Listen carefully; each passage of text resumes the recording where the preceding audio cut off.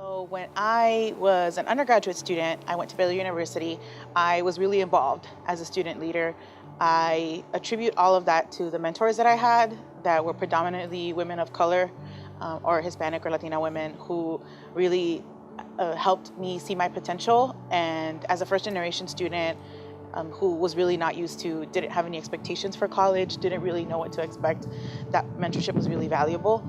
And I didn't really have a plan my senior year. I had other opportunities that fell through, and my mentors said, you should pursue a higher education degree and do what I do. And I didn't realize that was a career path because I was first generation. I didn't know. And so I applied to the program at Baylor University since I was very well connected to the institution and the faculty and was admitted. And I loved my experience there as a graduate student. I worked in housing a few years at Texas State University, but I always wanted to get the PhD. Once I started my master's program, I knew that I wanted to earn my PhD because a lot of the research that I was reading was not about the things I was looking for about Latino students. Like, I did not see students of color as much in the literature as I would have wanted. And so I felt if I got the PhD, I could contribute and make a difference in that way. I can contribute research about students, about experiences that were not in the literature yet. And that was probably my primary motivation, was to give back to the community in the way that I knew how, was through research. I went to a conference last week, and one of the keynote speakers said something that we've always had to pick our battles, but now we have less of a luxury to pick them. In other words, we don't have the luxury of picking battles anymore. We have to fight all the battles that are presented to us. And I think a lot of that is through education. I've always thought of education as a vehicle for people to make a difference. Not that you need an education to do that. I think people are smart without one. But I think for people in power, education matters, right? It's a lot easier for me to move myself or push myself into spaces with a PhD than it would be without one. And that's part of the reason why I'm doing it. I think it's hard because I think most people would say, do what you love and money will follow. That's not necessarily possible for everyone because people still have to pay rent and pay bills, and I get that.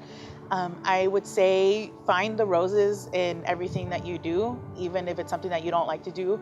For instance, I don't like to do paperwork, but I love working with students, but I know that you have to do paperwork sometimes, and that's okay. That isn't what motivates me to work. It's the students that motivate me to work.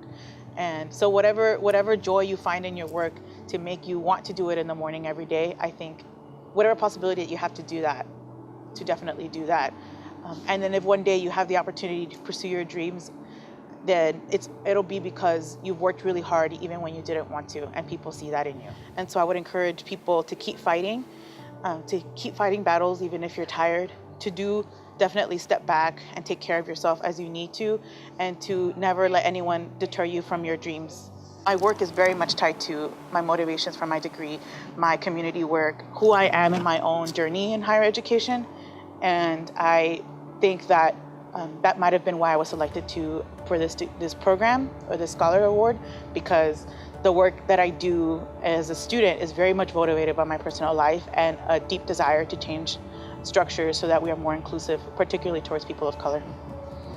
But my heart is really with faculty. I love teaching and I love research, and I think representation matters. I was telling folks that in my whole experience from undergrad through master's to doctorate, I've only had 2 Latina professors in my life, right? That's a lot of professors. And for people, how can you see yourself in a role if you don't see yourself in a role? Like, how can you imagine being faculty if you've never had one that looked like you?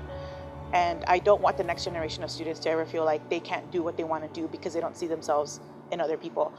And so that's really what motivates me to be faculty, both to engage in research, to open doors for people like me, but also to be a representation, to be the mirror for students who also say, I want to get a doctorate, even if it's not in education, but at minimum they say, I see somebody who looks like me, she's done it, I can do it too. And I think that a PhD will help me do that at the best universities because I've been trained at the best university.